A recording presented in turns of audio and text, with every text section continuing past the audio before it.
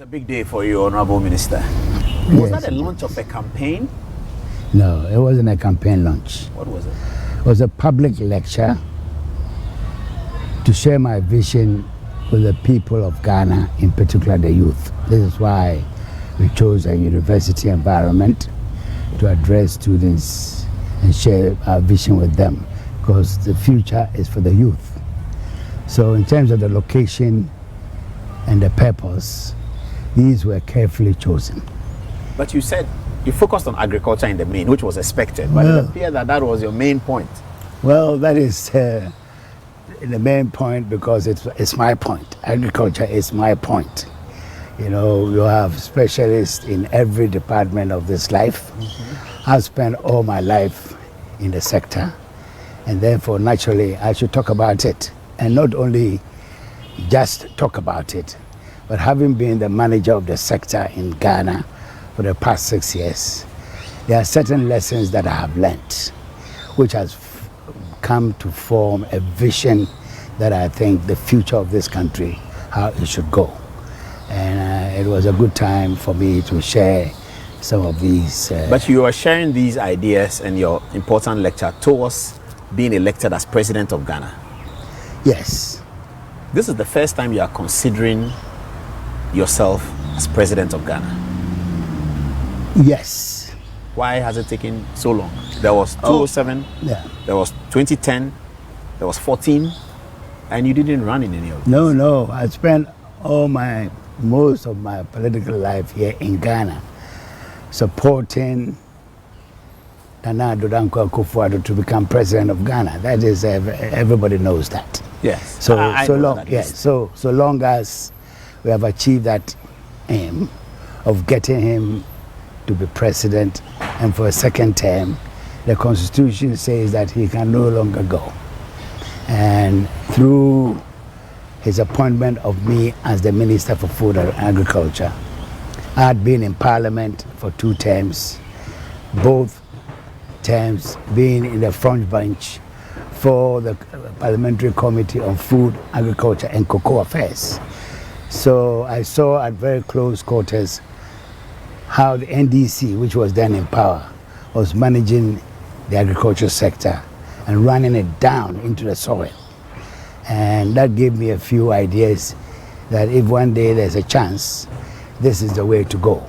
These 6 years, I will call them laying the foundation for the future of not only agriculture, for the future of the economy of this country. That's why the title of my subject was The Future of the Economy of Ghana, building agriculture as a means for all. So for me, if you look at the history of this country, the economic history, we've been digging gold for how many years? 150. Yes, but before then, Elmina, with the Portuguese built, is Elmina, is the mine. It was gold that brought them from Europe to our shores.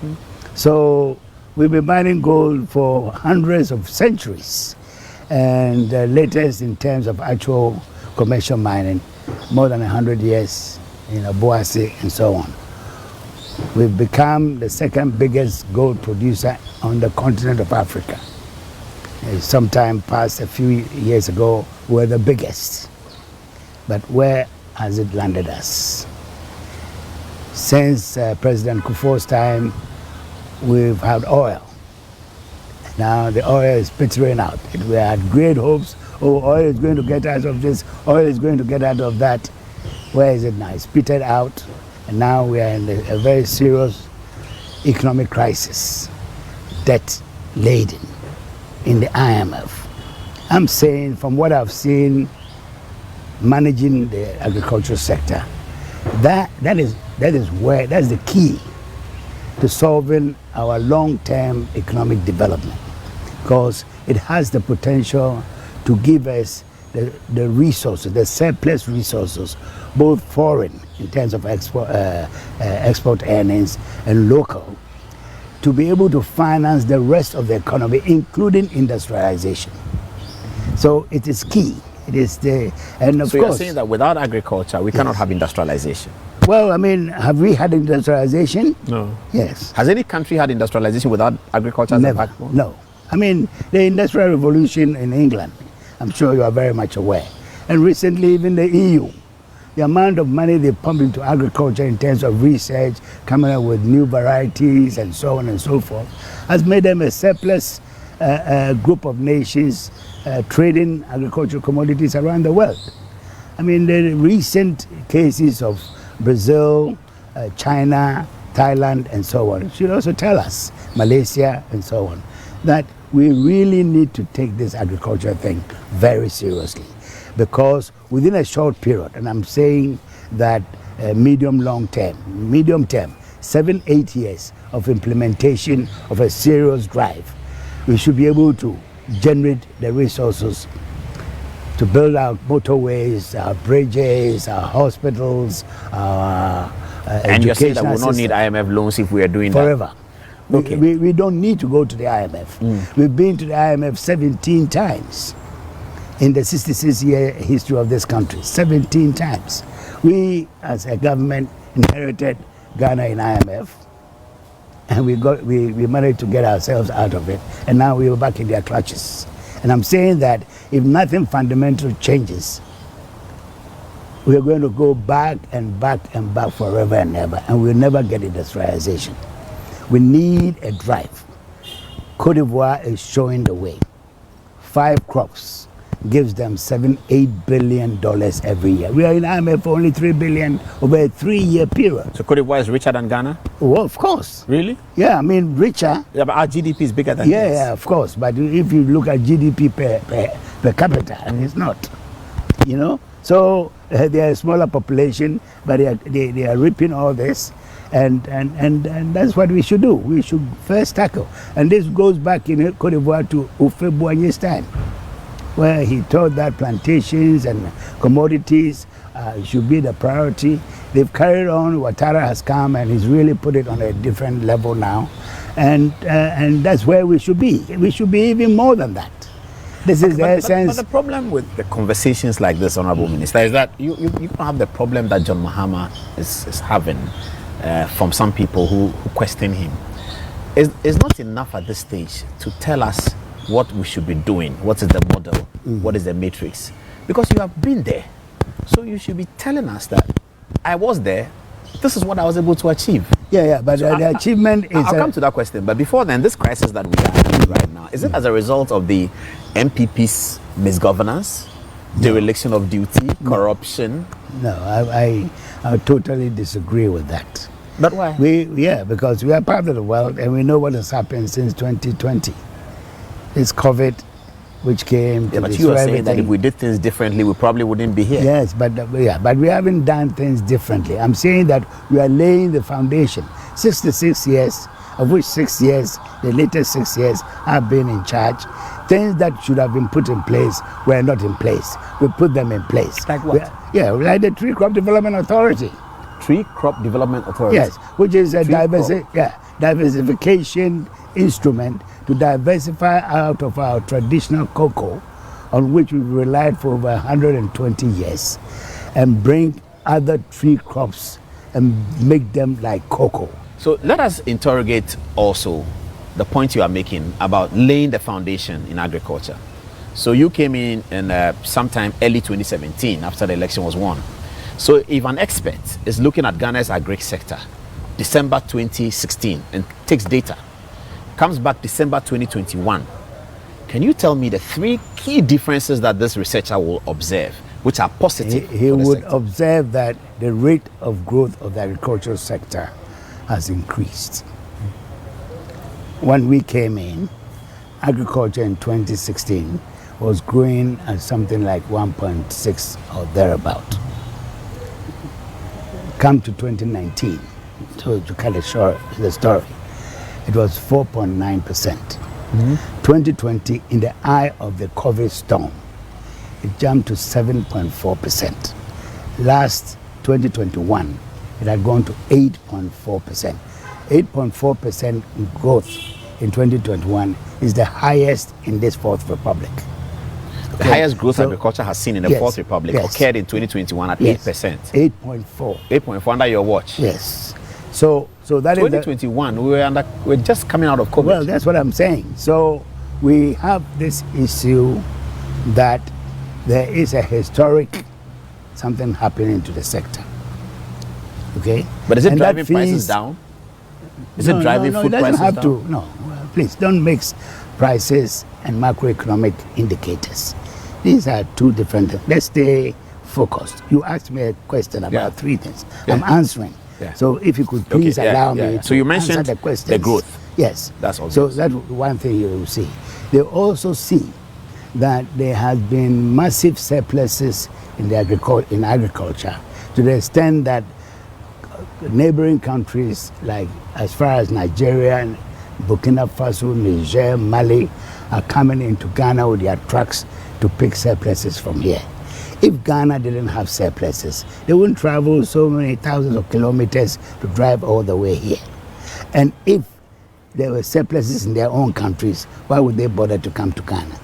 So it really shows you that relatively Ghana was doing far better, to the extent that we've had to ban export of grains overland across our borders, because it was beginning, the informal trade was beginning to threaten our food security. These surpluses had been generated out of the positive responses of farmers to subsidy programs on improved seed and fertilizer. The Ghanaian taxpayer had funded that, and the product of that should be fully utilized by Ghanaians, not people from outside. If those countries wanted surpluses like Ghana, they should also subsidize. They should go the same strategy of subsidizing. So these surpluses that they bought, yes, who earned the money? The farmers earn the money, of course. For themselves.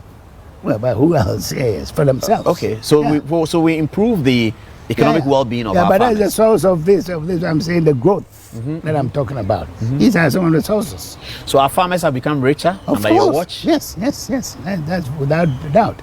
And if you go out into the country, you leave the comfort zone of Accra and go out there, they will tell you. I've been going out in 6 years, except 2020 when travel was forbidden. Every year I go to the 16 regions of this country. I interact with farmers, with stakeholders, with traditional leaders to try to understand the impact of the policies I'm taking in Accra on their activities. So I know their circumstance when I was in Parliament as a member of Parliament, and I know their circumstance now because the last visit was in December to the northern region. They passed 2022, and I'm very familiar with what is going on in this country on agriculture, and definitely farmers are so I don't even know how to say it, so grateful because they've never had such a chance. So you're confident that if this election was to be decided by farmers only, you will win? Oh, it will be, I don't think there will be need for an election. If it was to be decided by only Ghanaian farmers? Oh, yes. They will elect Owusu Afriyie Akoto? No, they won't. I'll go unopposed. Unopposed? Nobody can compete? Because the farmers can vouch for your work? Oh, yes. Really? Absolutely. So the data you discuss, the growth, is very significant. That's important. But you see, even senior journalists like you are not aware of these unprecedented. Minister, the reason why we may not be aware is that for us, the policy is important, but we don't stop at the policy. We stop at the reality. Which is go to Makola Market and buy a tube of yam. But that's expensive, I'm angry. But Makola Market is one of 1,000 markets in Ghana. So if you go to I know, but I'm saying statistically, if you go to Makola Market and make a judgment about agriculture in Ghana, you'll be way out. Yeah, I agree with you, but for human beings, we are doing self-preservation. I want to go and get plantain from the market. I drive out here, I go to Aboblusi Market, and they tell me there are 31 million Ghanaians. You are only one. So that is not the issue. It's not social media is not one Ghanaian. Social media is not one. I am one, that's true, but social media is not one. Yes, but and social media was awash with concerns about prices of food. Yes, where? in the urban areas. In Accra? Yes. And you were reported to have said on Joy FM that plantains are costing a certain amount, and they said it's not. The Joy FM went to the market and said, the minister didn't tell us the truth. Well, I mean, that's their opinion. I have mine. So there's no need to talk about Joy FM. Yes, I get it. I was the Minister for Food and Agriculture. Yes. I had 4,000 people working for me around the whole country. So if I say something out of their sweat, somebody has to respect that. But were you not concerned about the pricing? I'm guessing you were. That's why you set up the market at the ministry. Precisely. Yeah. Is it such that the pricing is out of your control in spite of how much demand is poured onto the market? It's a free market. Yeah. It's a free market. There are market interruptions. You could have production, like I saw, overproduction even in the growing areas. And you could have shortages depending upon the physical linkages of the market and transport. So is that what you were trying to breach by bringing the foodstuffs? By demonstrating. Have you stopped that though? No, I'm not a minister, please. Oh, you're not a minister anymore? I'm an unemployed. No, you're a presidential candidate, which may be senior to a minister. No, I mean, what do you do? You don't do anything. As a presidential candidate. Anyway, Wow. So basically what I'm saying is that if you're asking me about what is happening to the ministries today, I wouldn't know. I've been out of the place for more than a month. So you are confident that you have been a successful agric minister? Well, you don't agree with me? No, I don't know. I'm just asking. If you don't agree with I've seen the data you shared. Give me the reasons why you think I wasn't a good agriculture minister. Let's talk about cocoa then. How has cocoa performed? Well, cocoa has performed well given the constraints. When we came into office, the swollen shoot disease had taken strong hold in certain areas, Western North, Western region, Eastern region, parts of Ashanti, and the previous administration should have taken very drastic measures to stop the disease, allowed it to fester. And that was one of my biggest criticisms of the government when I was on the front bench in opposition in Parliament. So when we came, the spread had gone quite a distance. Swollen shoot disease? Yes. And we had to approach the African Development Bank for financing. Swollen shoot is a virus, just like COVID, but it affects the trees, cocoa trees. Once it's affected, there's nothing you can do. You have to remove the tree and put a new seedling. Fortunately, researchers in Tafo at the Cocoa Research Institute had come out with resistant varieties which were much bigger yielding and faster. So the program started in 2020 of uprooting these diseased trees and replacing them with a new hybrids which had been produced at Cocoa Research Institute. The program is still going on, and it's hopefully by the end of it in 5 years, now 4 years, we should have gotten rid of all the diseased trees, planted new ones so that it can give us even higher yield. So the sector has been struggling with this abominable disease, but we now have a system in place to control it and to remove it completely so that So over the last 6 years, have we increased our tonnage of cocoa? Have we gotten back to 1 million? Well, we got back to 1 million once, but we are below 1 million. So we'll be matching time with it, basically. And it's all because of these diseases. And also over age trees. About 30% of our acreage under cocoa are abandoned 30, 40-year-old, giving very little yields, and people not going back to renew it and so on. And so this program will help all those moribund farms to be renewed so the capacity can increase. But the essence of what we are doing at the ministry is not to carry on with the traditional cocoa. That's why we brought in an instrument of diversification by selecting these 6 crops. And how does that implement? How do you implement that? So 3 crop, let's say you're talking soya bean. Is that an example? No. Soya bean is not one of them. I said there are 6. Oil palm. Oil palm, yeah. Yes, coconut, rubber. Okay, so let's take coconuts for example. Yes. What's the implementation plan? The policy the plan is to produce. You're going to plant more coconut trees? Yes. Where? In which areas? You Well, decided on that? Yeah. Of course. I mean, but do we need a policy through Parliament to plant more coconut trees? But who will do it? You as a minister can direct on it. You don't need a law. You need a law. Cocoa Board, why does it have a law? The law that is saying go and plant coconut trees, how does one violate the law? And under what circumstance would you say somebody has violated that law? No, I think that you are going off tangent with law and law and law. What I'm saying is that it's a policy to develop these crops. And to do that, we need to have institutions to spearhead these developments. So the law was to create the institution. And to promote that is focusing on that. And to promote the industry. I get it. The research all the way through export with standards and all those things. Same thing we've done with cocoa. The same model. Okay. Yeah, it's a commodity model which we are now applying to other commodities. It's as simple as that. Cereal, the Grains Development Authority is the same. The Horticultural Development Authority that is on my desk before I left, and the Poultry Development Authority. This is the same, targeting specific commodities so that you have resources to be able to do whatever you can in terms of research, all the way from university, all the way to the promotion of exports, to generate money, foreign exchange, for us to develop this country. It's very simple. I see, that's interesting. So one will wonder why we have not done this for that long. Well, you better ask the previous governments. But the Akufo-Addo government has done it. Okay. All of you campaigning to be president, you can't have a better message than to say that Akufo-Addo's government was particularly successful, and to ask Ghanaians that continue with the Akufo-Addo government and the policy, the style, the model, and the party as well. That is the only real message that can take you into victory. Can you confidently say that Akufo-Addo's government has been a successful government? As far as my sector is concerned, yes. Your sector? Yes. As far as you can speak of other sectors? No. But I'm not in charge of other portfolios.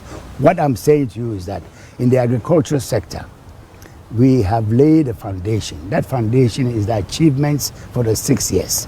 But we have to build on it for the future. And all these institutions I'm talking about, the planting for food and jobs, the projects and subsidies and fertilizer, it's all laying the foundation on which to build a Grains Development Authority. We could be exporting 10 million metric tons of grains from this country. I like the way you put it. That is, we shouldn't just look at it as agriculture. We should look at it as a backbone for industrialization. The bedrock. And also for foreign exchange. The bedrock, not in the bedrock of industrialization. Not industrialization. Of the take-off of the whole country. Of the economy of Ghana. This is what I was talking about yesterday. The future of I'm not surprised, the because future of the economy of Ghana lies on agriculture.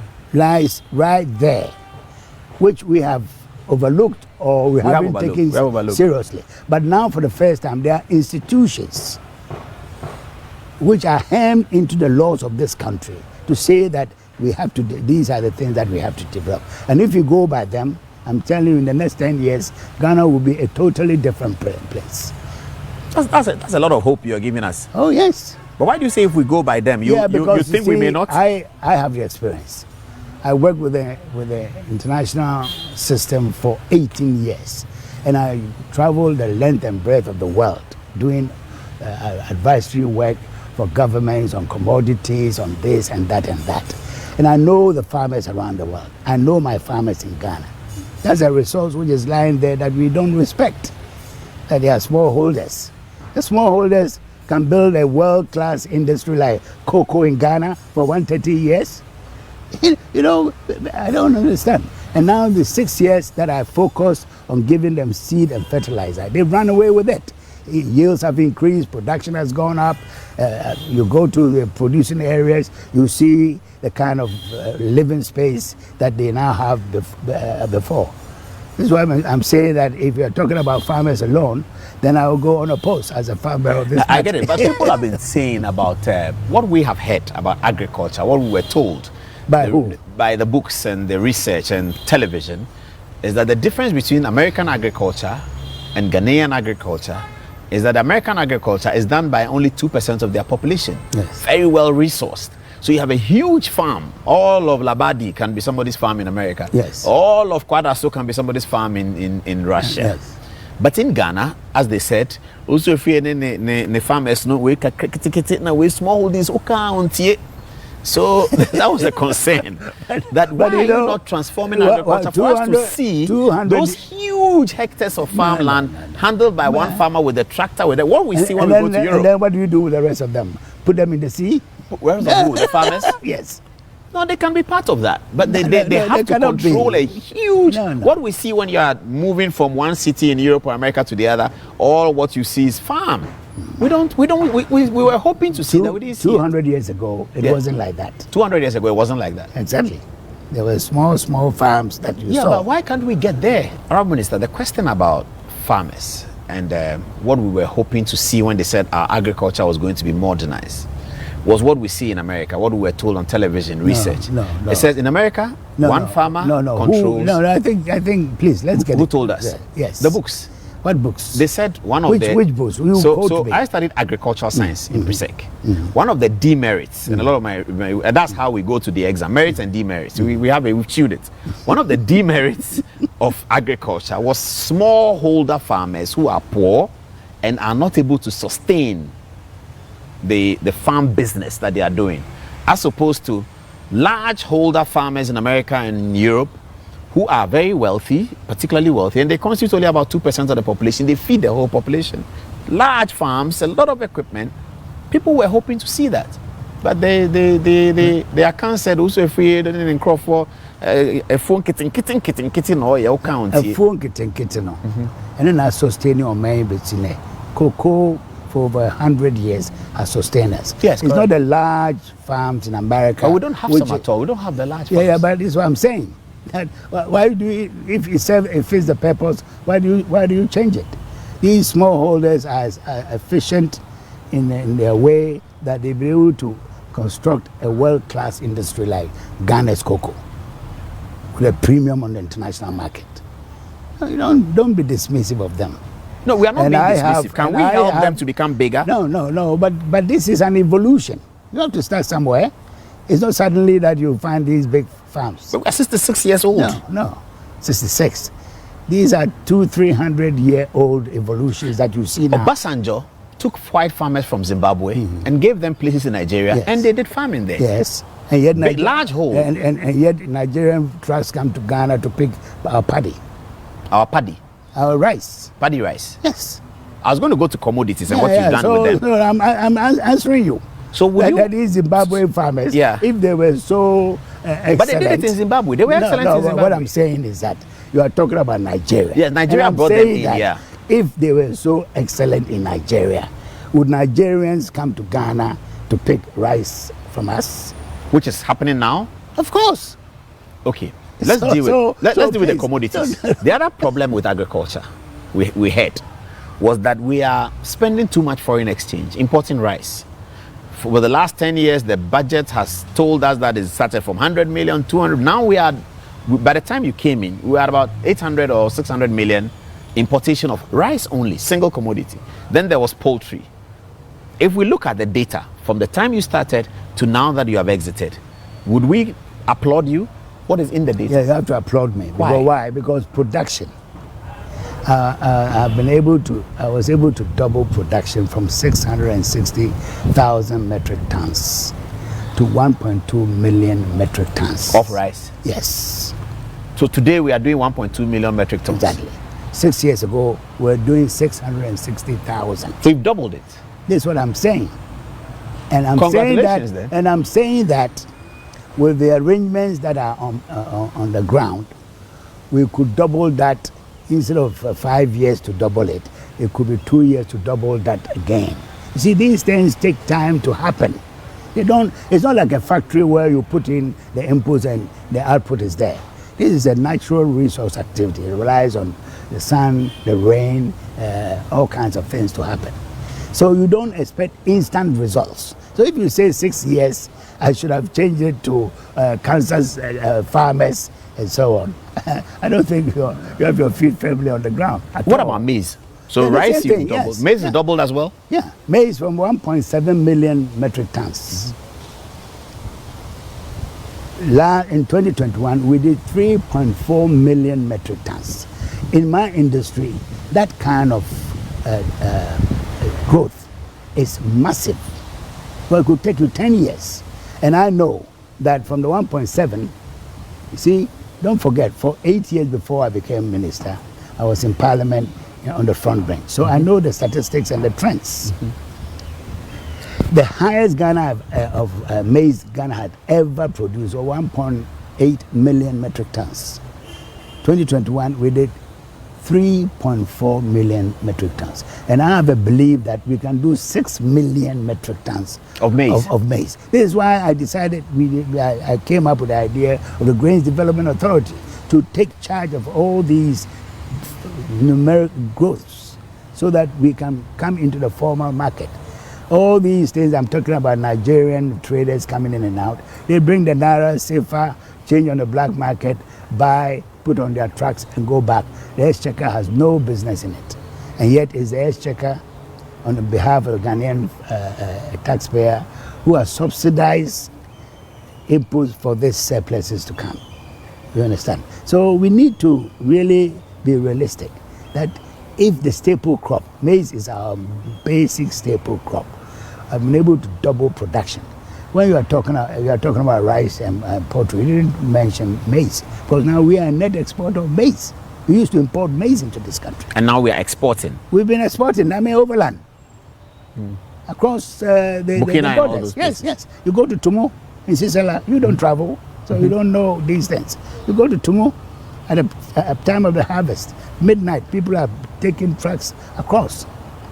Smuggling. Now it's smuggling. Smuggling is not the same as exporting, though. Yeah, no, of course, it's still the same thing. It's trade, but illegal. That's the only difference. One is sanctioned by law, one is not. But it's still a trade. Of course. That's a relative. So you want to? So if I do a headline out of this program on online, and I say that I have solved Ghana's maize deficit, says Owusu Afriyie Akoto, we are now net exporters of maize. Will I be right? Yeah, don't say deficit. We are a net exporter of it. Well, we had a deficit because we're importing. Yes. So if I say that, Owusu Afriyie Akoto says I have solved the deficit, we are now. It's correct. Yeah. Go to the statistics, you see it. It wasn't in the president's sessional address, even though plenty of food and but jobs you was can't mentioned. talk about everything, please. Oh, but this is significant. No, but if we are now exporters of maize, there are a lot of significant things in the Ministry of Agriculture. He could have spent all his talk sessional address on that on agriculture. Yes, but he has to talk about. You feel very confident about your work at the Ministry of Agriculture because I know what I've done. You're almost arrogant about it. Well, almost arrogant. Arrogant. No. You have to be subdued enough to learn what we have done at the ministry and not condemn everything without any basis that we need Kansas farmers in Ghana. The huge ones. the big. So when we are driving from Accra to Kumasi and we look at the land and we are complaining that what's all this land there? Owusu Afriyie could have been doing something with it. That's what they say about you in the buses.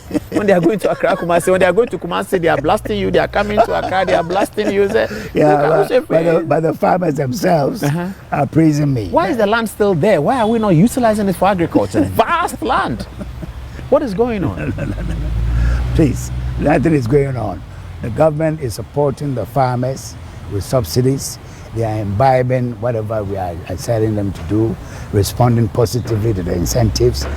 Productivity is increasing, surpluses are coming, and that is the way to go. Very interesting. Wow. So let's come back to the politics. You appear to many to have a rare skill in agriculture. You seem to have a passion for it because somebody told me you have a farm yourself. You own a farm. I'm one of the biggest farmers in Ghana. People don't know. Oh, yourself? Oh, yes. One of the biggest farmers in Ghana. I've been farming for 30 years. Oh, I see. Yeah. So I was told that. I was told that you're a farmer yourself. So this kind of skill set we have in Owusu Afriyie is rare. The disappointment from that is, why is he leaving the ministry at this crucial time to try and go and be president? He's the only one we have. What do you say to such a person who thinks that you've done such a yeoman's job at the ministry, but there's 2 more years to go? Finish it up. It's what I have seen at the ministry that I would want, that vision that I shared yesterday with the students of UPSA yesterday, that is that I want to come into reality. You know, if you are in charge, it's different from not being in charge. In business science, we have something we call prioritization. We need to prioritize. And the priorities depends upon the person's own prejudices. For me, my prejudice is agriculture. I've seen something there which can lead this country out of the clutches of the international financial institutions and our aid donors. And I think that it would be good if that can be mined, that resource can be mined for our benefit, so that Ghanaians can feel prosperity. They can see a better life.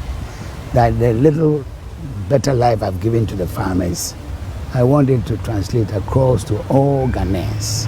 That's basically the reason. Okay, so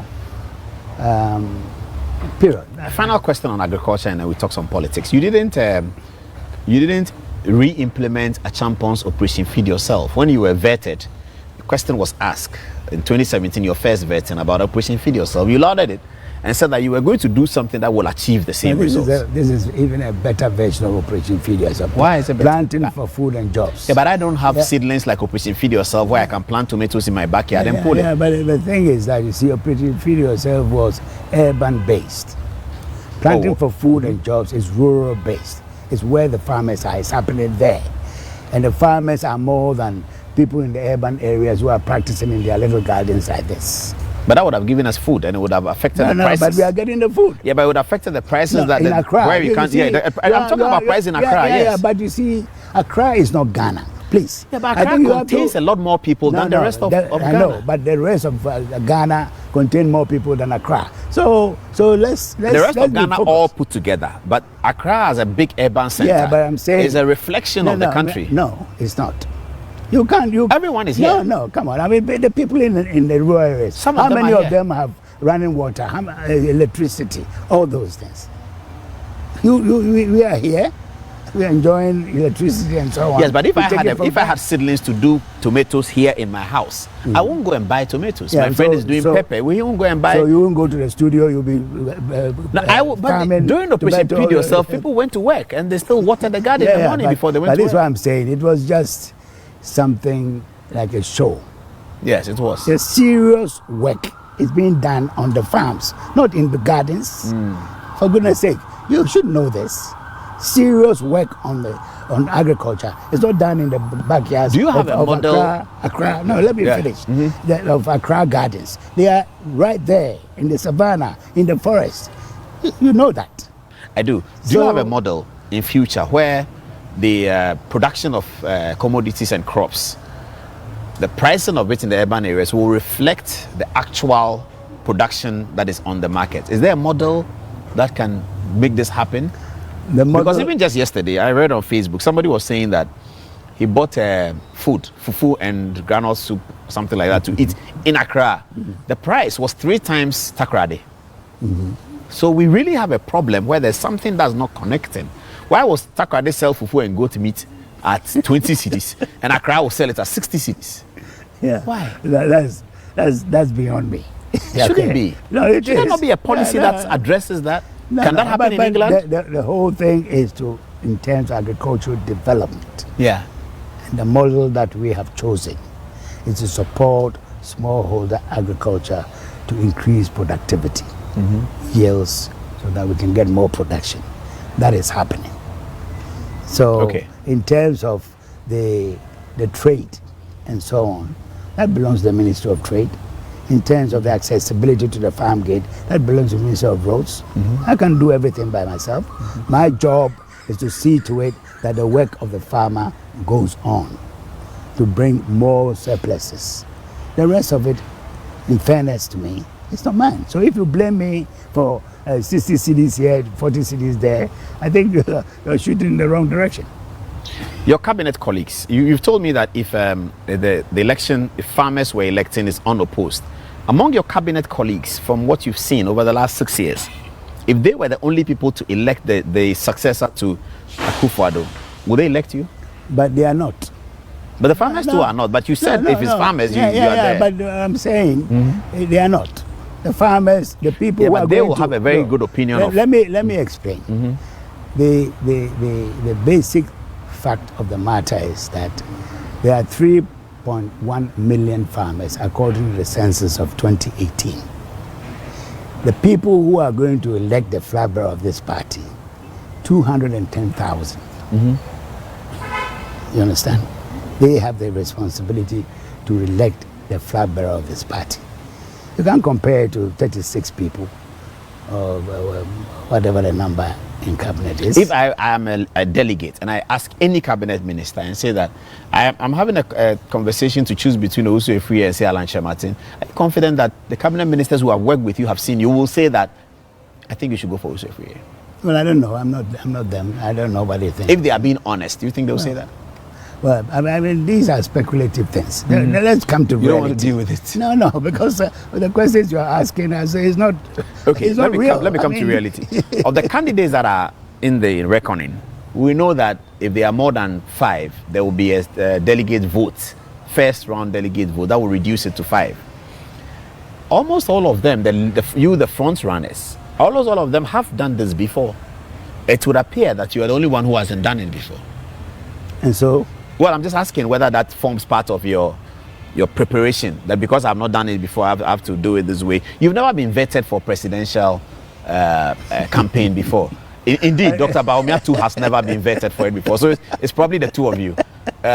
Is that playing into you? That this is the first time Alanche Martin has done it so many times. Gate has done it. Abne Japan has done it. Adai Nimo has done it before. Kennedy Japan hasn't done it. Oh, he too hasn't done it before. Yes. So please, let's get. So it's 3 of you. It's still just 3 of you. So but you are part of it. No, but it doesn't matter that you haven't done it before. What does it matter? I mean, tell me, what does it matter? Oh, but you're going through a process that you haven't gone through before. So I'm asking. It's not the same people who were voting at the time. Not the same people. You should know that. This year, last year, constituency elections of the NPP, 70% of the constituency executives were voted out. Are you aware? 70%? Yes. Are you aware? Why were you interested in that data? Of course, because I'm a candidate. I have to know what is going on. Did you influence that? No, how can I influence? Oh, but candidates influence it. I don't have that power to influence. So how do you know that the new 70% are thinking in a certain direction? I don't know. Whether they are thinking agriculture? I'm just pointing out to you that it's not the same delegates who have been voting. So what relevance has it got? It has no relevance. Absolutely none. The question, and this is a very important question for you because it's almost an emotional question. Those who are not supporting your candidature and other ACAN candidature are suggesting that the NPP is being colorized as an ACAN party. I'm saying it's going to be emotional for you because at the heart of the NPP's ACAN development is your father's heritage and legacy. Now, people are saying that we've been ACANist.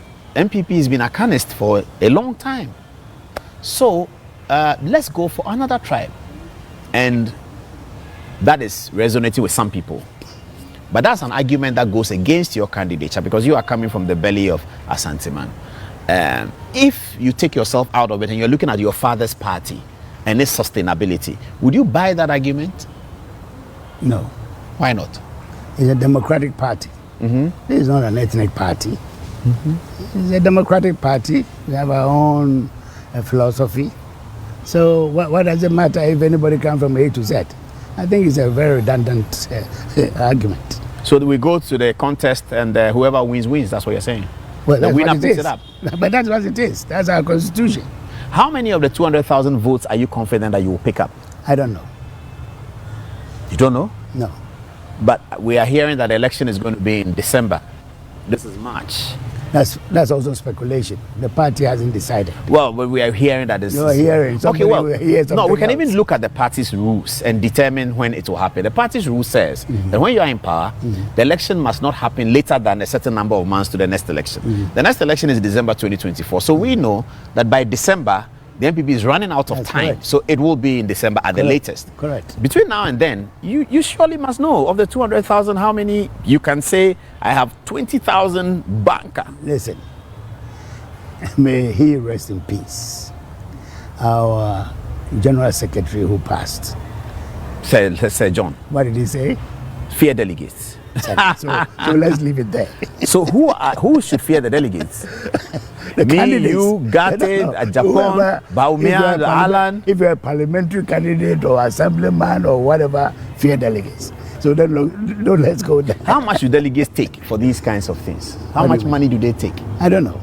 How much money is your campaign preparing to No, pay? we don't. It's a free election.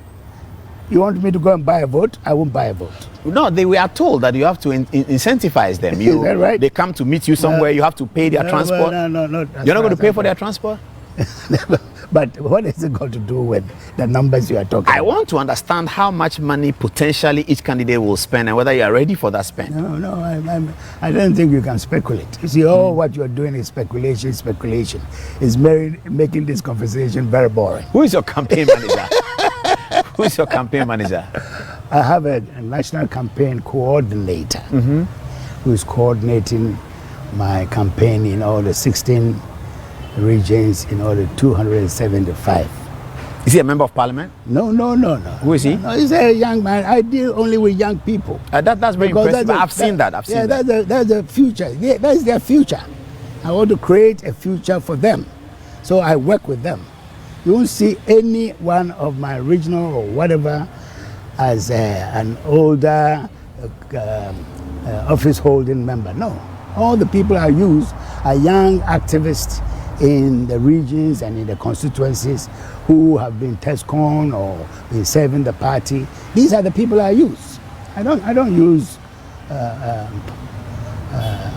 elected members. Is it true that the campaign, that the party machinery around Akufo-Addo is thinking about another candidate other than Dr. Owusu Afriyie Akoto? Is it true that we hear that they are thinking that the machinery around Akufo-Addo and the government machinery is moving towards the vice president as a candidate? Is it true from your... Well, they at least the Ashanti regional chairman of the party says that he's campaigning for the vice president, and that everybody in his region should vote for the vice president. That one, it was in the papers. I heard it. I haven't heard it. Yes, that's in Chibosiako. Yes. So, and that is, is against the regulation of the party. Did you point that out to him? No. Why? For what? No, I mean. But he should be like your son. I'm not a party official. There are people who are designated to deal with such situations. So I'm not going to do anybody's work for them. No. I've been a member of the government, not a member of the executive of the party. Yeah. I'm a strong party member, and nobody can take that from me. I was born into this party. So, but there are people who have been elected. You saw it in at the stadium. At the stadium. They have the responsibility to ensure that the rules and the regulations of this party are abided with. So it's somebody else's responsibility, not mine. That the party has to select 5 people by the rules to run for the campaign means that there will be some major casualties in the first round, because these are very serious people and very senior people. So if I want to pick a 5, I will pick Dr. Owusu Afriyie Akoto to speculate those who will be in the 5. Dr. Baumia, Alan Chemati, Kennedy Japan, and if I pick the 5th one as Kwabene Japan, then I have dropped Boakye Jako, big heavy name. I've dropped him. I've also dropped Adainimo, another big heavy name. In the reverse of it, some of the heavy names in my 5 could also lose out. Yeah, but that's elections. So if in the unlikely event that you lose out in the first round, what happens? What happens? I'm still here. You still be here? Of course. I mean, campaigning for the NPP? Of course. And whoever wins the election? Yeah. Look, I mean, this is an internal contest. It is, yes. We are here for the new patriotic party to win a 3rd term. Doesn't matter who is a difficult 3rd term. Wherever. But I'm saying it's not an individual that we are talking about. We are talking about the party, the institution of the NPP. So I'll do everything to campaign to make sure that whoever wins the flagbearership, I will support them. That's if it's myself, I will support myself. If it's somebody else, I will support myself. If it's somebody else and he wants to make you a running mate, will you consider it? No, please. Forget about it. I'm not in this race for running mate matters. So you won't take a running mate position? For what? No. It's not so if you don't win, you won't take running mate, but you will support the party? Oh, of course. with the last drop of my blood, and I mean it. Yeah. NPP is my family. I have nowhere to go. No, for you, it's more than family. Yeah, exactly. It's blood. Yes. So, it's heritage. Yeah. So no, we don't joke about those things. Don't bring in characters, faces, names. No, it's the NPP that we are here for. Yeah. Have you discussed your intention? I've seen people talk about that on social media. With Akufo-Addo, your friend? Yeah, of course. So he knows how you are running? But when I give my resignation letter, what are you talking about? Did he advise you not to run? That's a different issue. Wow. I see. This is very interesting. What about your family? They're good with you running for this office? Oh, I mean, they're over the moon. Yeah, I saw your wife today. She's quite excited about it, and she believes that you're going to win. And yesterday, if you were there, you see my brothers and sisters. You know, we are 36 of us. Yes. Yeah. I saw them when we did the launch of the book. Yeah. It's a whole party by itself. But they are not delegates. All 36 are not delegates. No. Well, except one. Okay. One is a delegate. At Domiko Bienya, she's actually a council of elder member. I see. Okay, Honorable Minister, thank you very much. We'll now talk about Ghana Month. I just want to ask you a bit about political history of Ghana and all of that. So that's good luck in your campaign, and count on us. Count on us for any information you want to put out, any misinformation you want to correct. We will be here to support you. We are not delegates, but we are media people, and you have influence. Yes, we believe that for whatever it is, anybody who knows Owusu Afriyie Akoto cannot discount your brain and your patriotism and your love for Ghana and your love for the NPP. Nobody can discount that. Nobody can discount that.